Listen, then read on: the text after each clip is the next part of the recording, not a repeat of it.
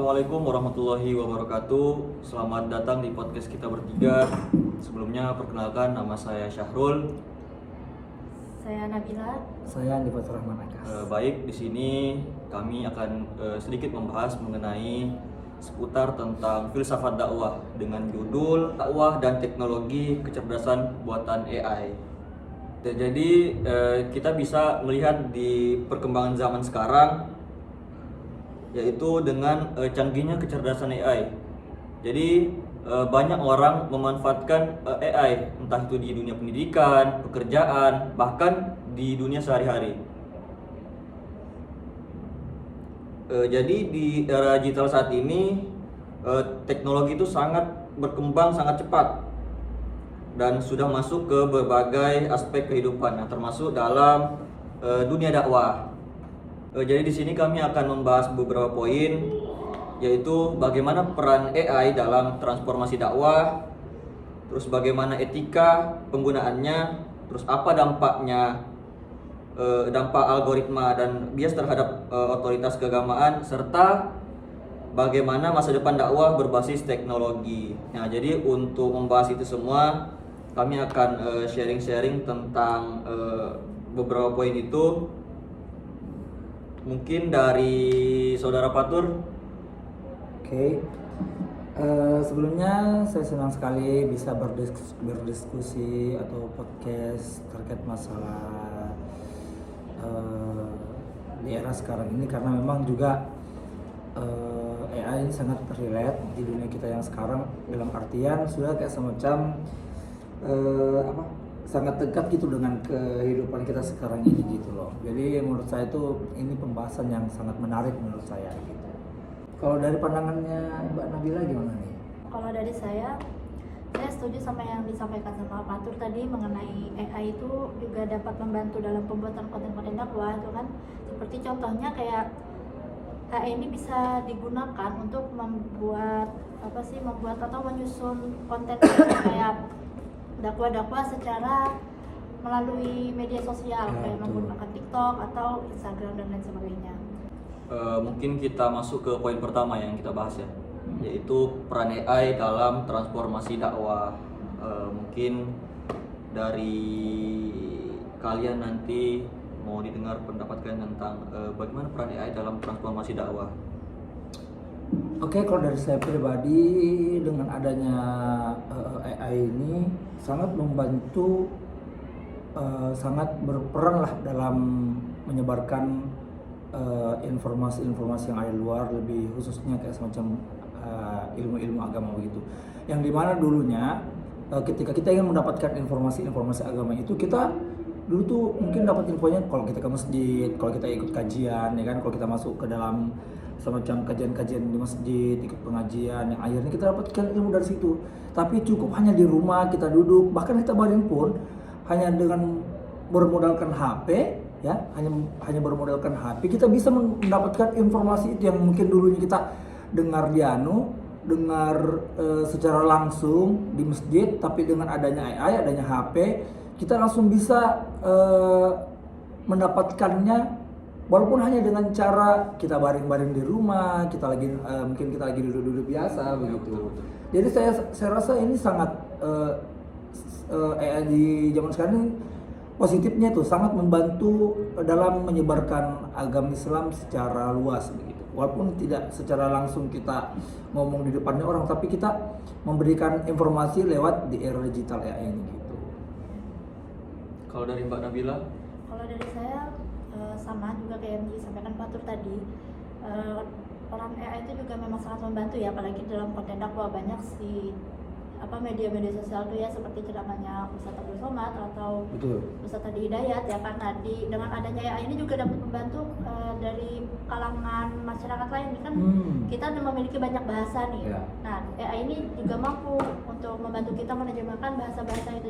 Berarti AI ini bukan menggantikan dakwah ya, tapi sebagai sarana untuk memperluas jangkauan dakwah. Nah, jadi untuk mendengar dakwah itu tuh tidak hanya secara langsung saja, tapi boleh dari rumah.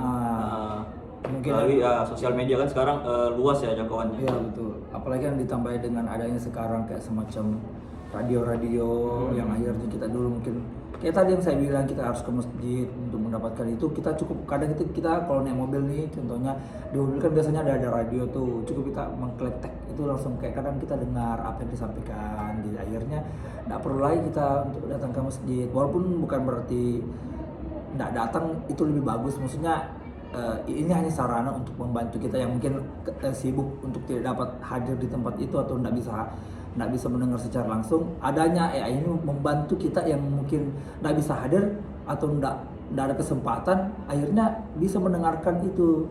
Betul. Apalagi sekarang kan para dai atau pendakwah kan biasanya itu kan meskipun mereka menyampaikan dakwah secara langsung, tapi biasanya kan mereka menyebarkan secara live juga, misalnya live di YouTube. Jadi orang-orang yang juga itu bisa mendengarkan juga.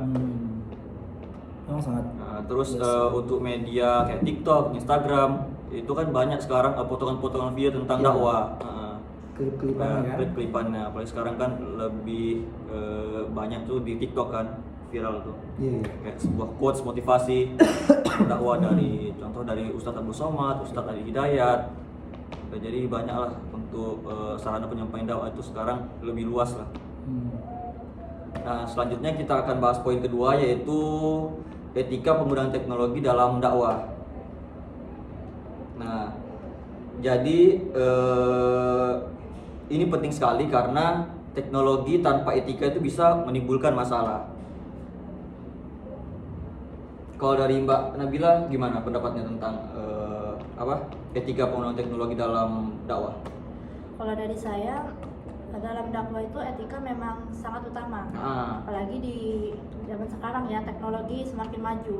Jadi kayak dalam penyampaian dakwah, walaupun kita melalui teknologi itu juga diperlukan adanya etika. Jadi kita tetap harus juga menjaga nilai-nilai kejujuran. Jadi apa yang kita sampaikan, apa yang kita sebarkan lewat media sosial itu harus sesuai fakta gitu. Harus apa yang misalnya nih kita berdakwah nih di media sosial, yang kita sampaikan ya memang harus akurat, bukan sesuatu yang dikurang-kurangin atau dilebih-lebihkan gitu, atau yang melenceng, ya kan? Karena dalam dakwah dalam media sosial nih, bagi kita yang mendengar juga kita kan pasti memilah ya, banyak pemilih juga. Jadi sebagai pendakwah yang memanfaatkan teknologi ya, kita harus pintar-pintar gimana caranya mengelola apa yang kita sampaikan.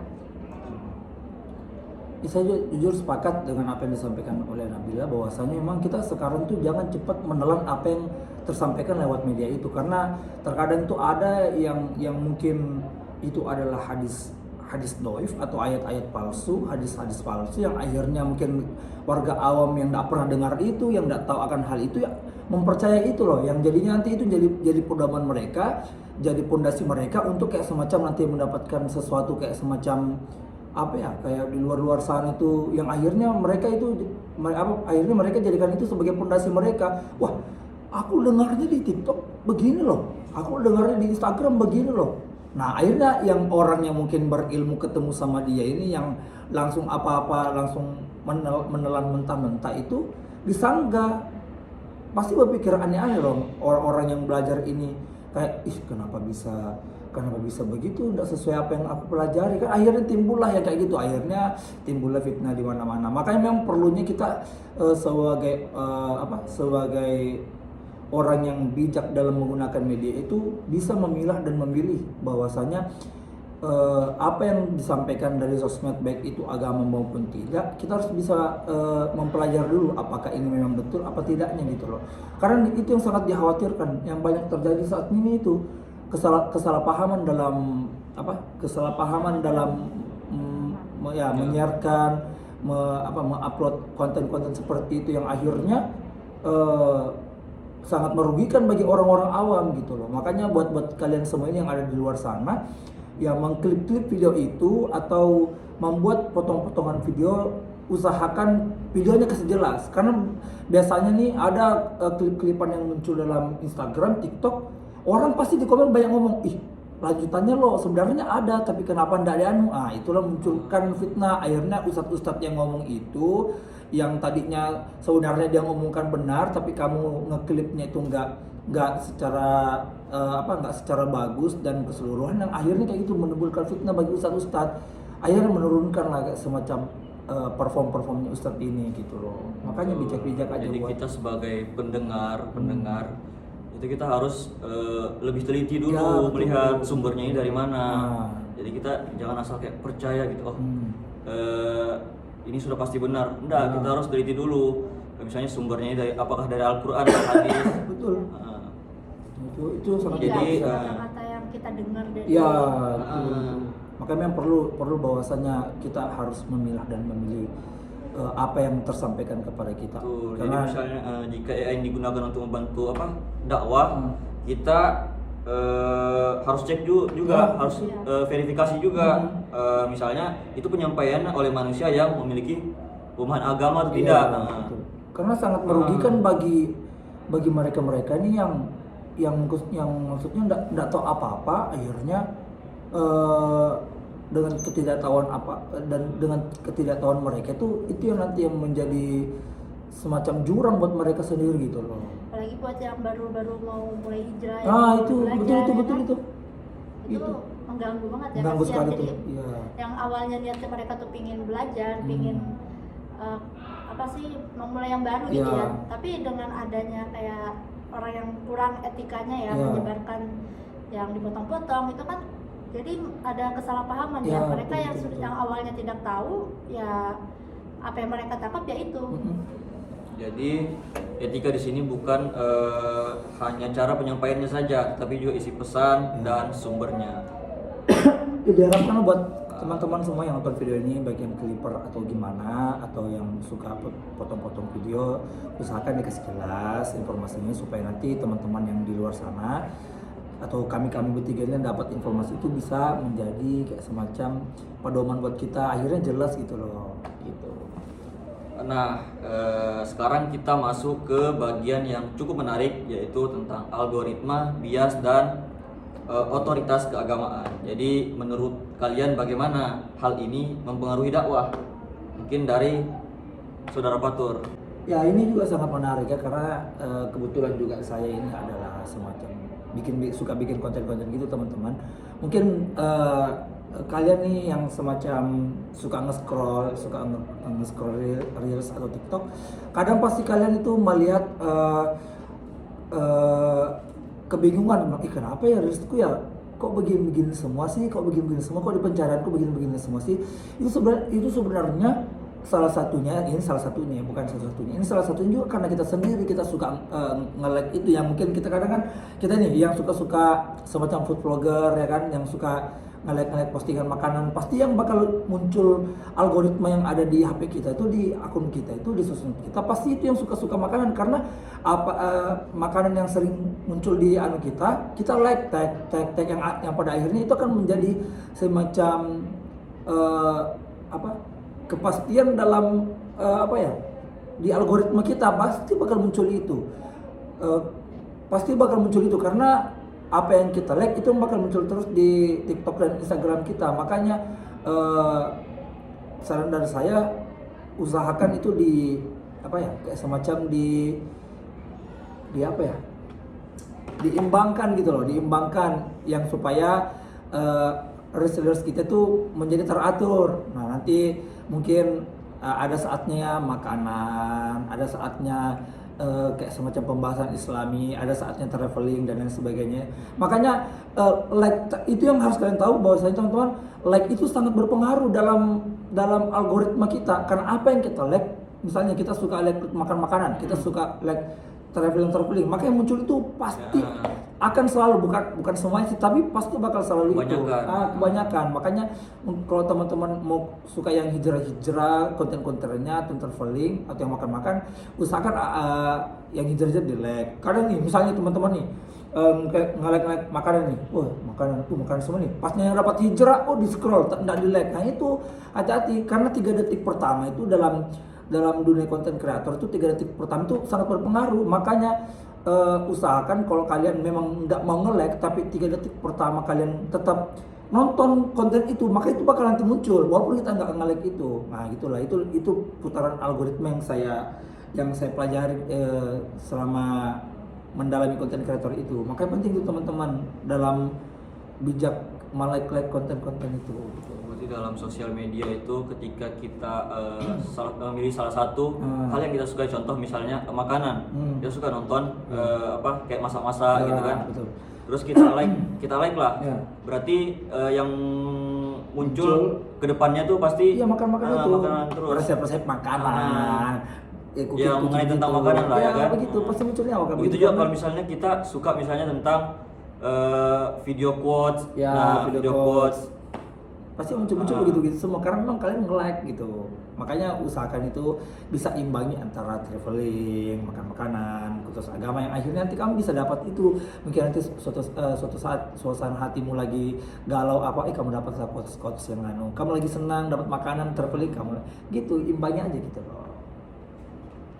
Ya, jadi seperti itu ya, kayak itu tuh berarti kayak bisa juga dibilang kayak munculnya bias ya, kayak bias tuh seperti kayak ketika AI atau algoritma itu hanya menampilkan sudut pandang tertentu. Misalnya nih kayak Syahrul, contohnya kan Syahrul kayak melihat satu jenis pemahaman keagamaan nih, satu aja nih, tapi dia nggak ngeliat ke sudut pandang yang lain. Jadi dia cuma tahu yang itu aja. Nah, kalau seandainya memang seperti itu kan dapat mempengaruhi cara masyarakat memahami agama. Lalu bagaimana dengan otoritas keagamaan? Nah, kalau untuk otoritas keagamaan tuh tetap berada pada orang-orang yang memiliki ilmu, seperti misalnya kayak ustadz, kiai, ya kan, ulama-ulama yang memang sudah dipandang lah ya, ulama yang memang kita tahu nih namanya sudah, pemahamannya, ilmunya itu kan sudah tinggi gitu kan ya, sudah pemahamannya tentang agama itu seperti apa. Nah, itu untuk otoritasnya. Jadi AI ini tidak bisa menggantikan peran mereka sepenuhnya. Nggak bisa, AI cuma membantu. Kita nggak, kalau masalah tentang belajar tentang agama atau dakwah itu kita nggak bisa hanya berfokus pada apa yang kita lihat dari AI atau dari teknologi gitu. Tapi kita juga harus belajar langsung dari ustadz atau ulama-ulamanya. Berarti AI ini sebagai sarana penyampaian aja. Membantu aja.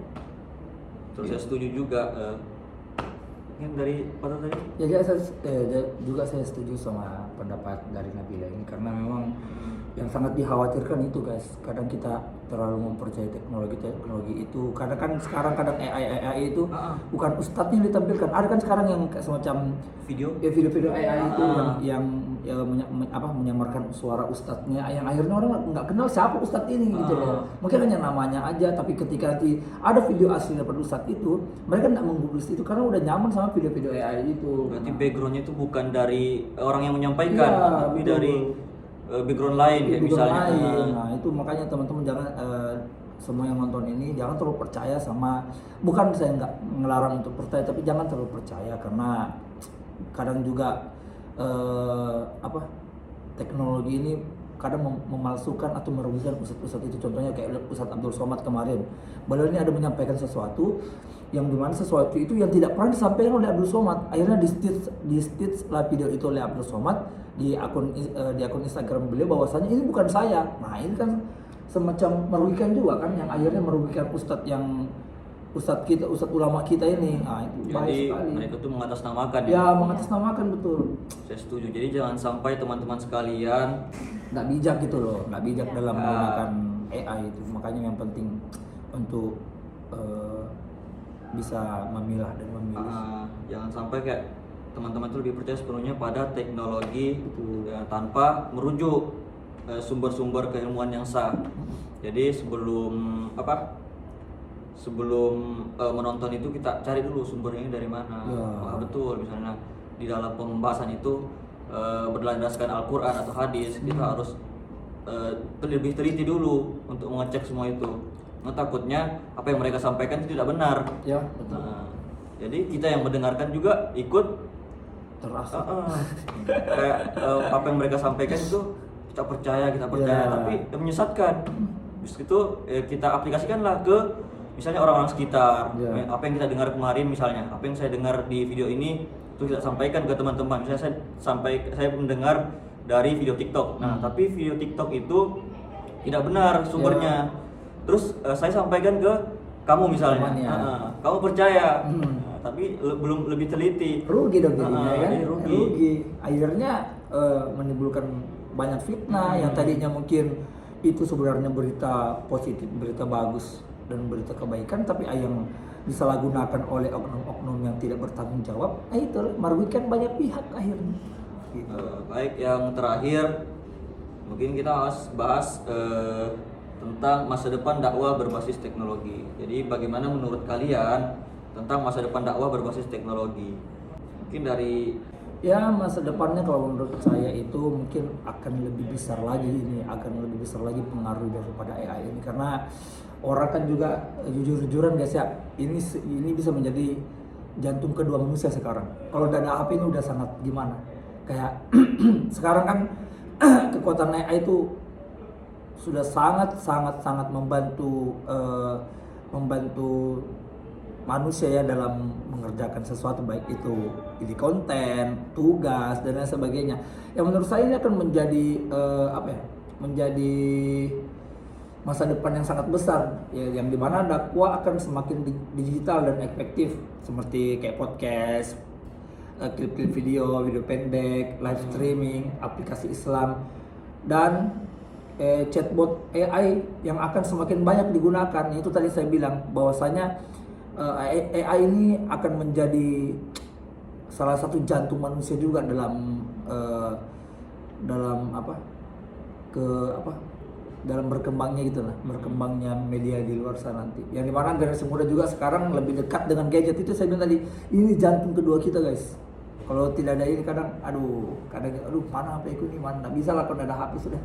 Jadi dakwah juga harus masuk ke ruang yang mereka gunakan sehari-hari. Ya usahakan itu harus bisa mengimbangi lah dalam menggunakan AI, yang dimana ada porsinya semua. Ada saatnya kita menggunakannya untuk hal-hal yang positif, bukan negatif, enggak juga, maksudnya ada saatnya buat kita refreshing lah, gitulah menurutku ya, gitu. Gimana Nabila, gimana? Kalau dari saya ya, melihat dari masa depan dakwah ya, kalau itu lebih personal. Jadi kayak teknologi AI ini itu konten-kontennya lebih disesuaikan. Jadi kayak misalnya ke kita nih para mahasiswa ya, menyesuaikannya kan apa yang disampaikan tuh ya sesuai dengan audiens yang mendengar tuh, seperti kayak para mahasiswa atau pekerja lainnya.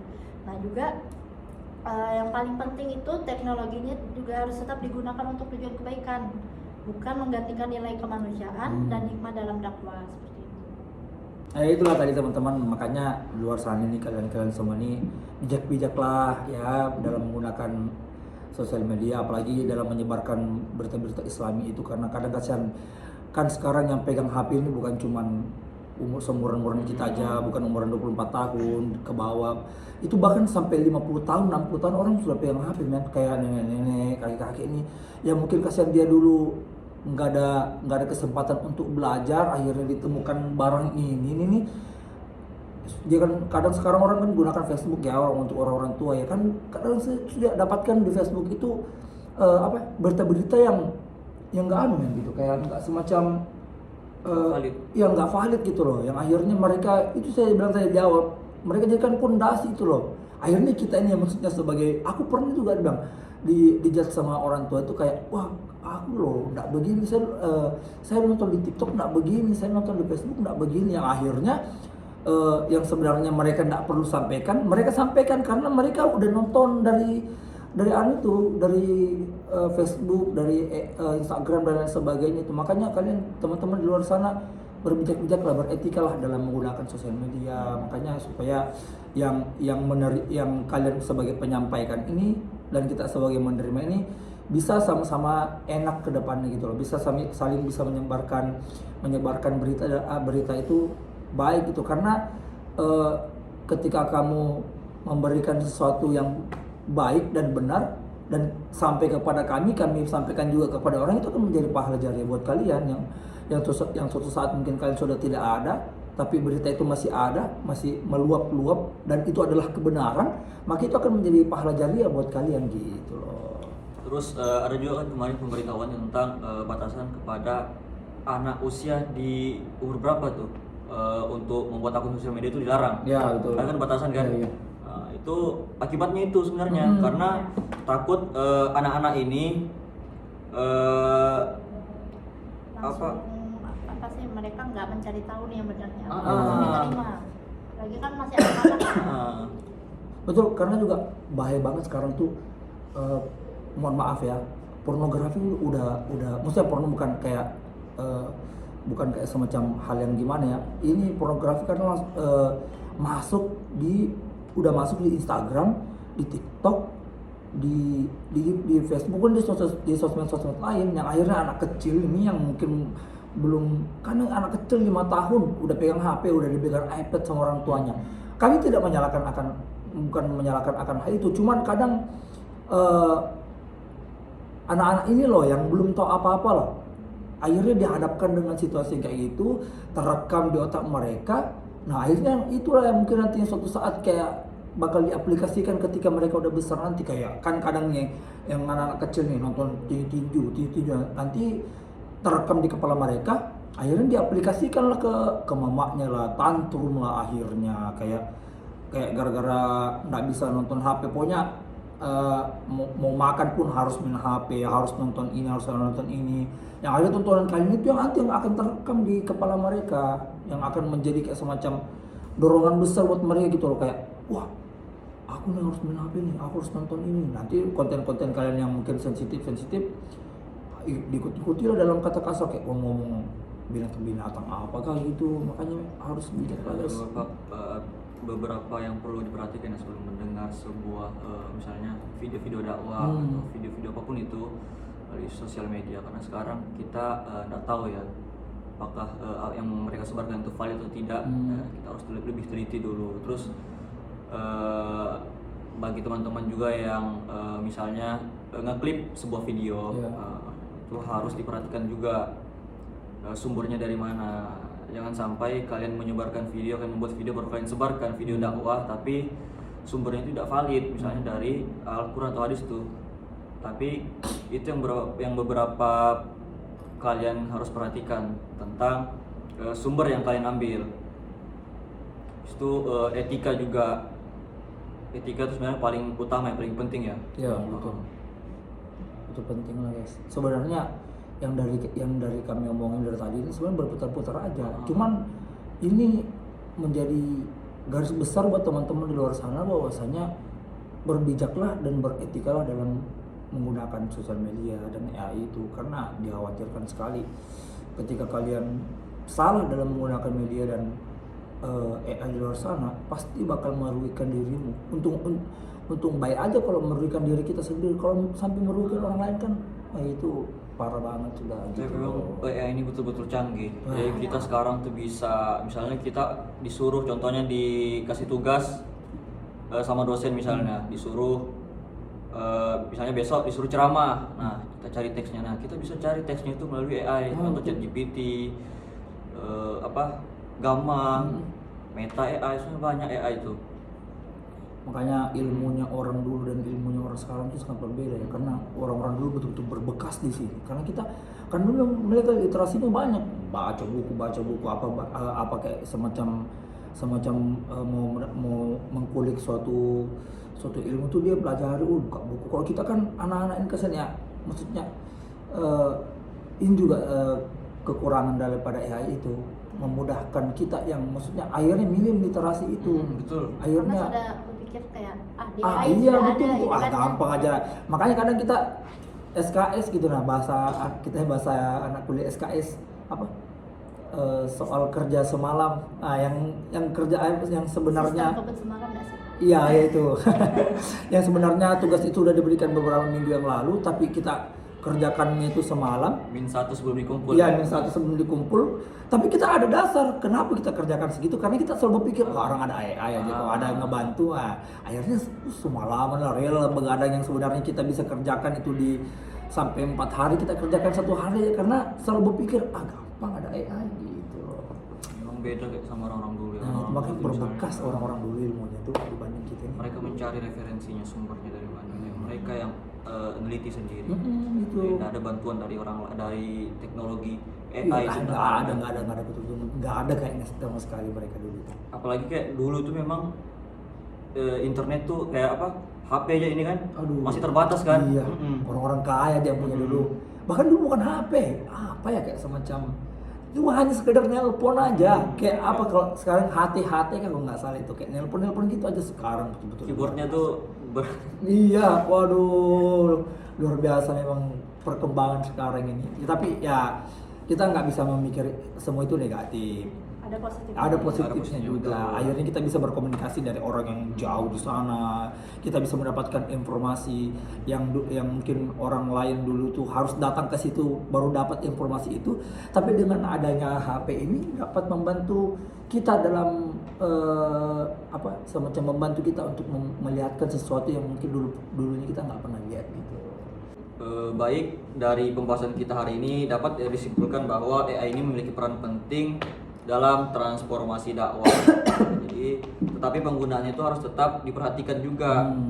Contoh kayak etika, terus bias algoritma, terus tetap menghormati otoritas keagamaan.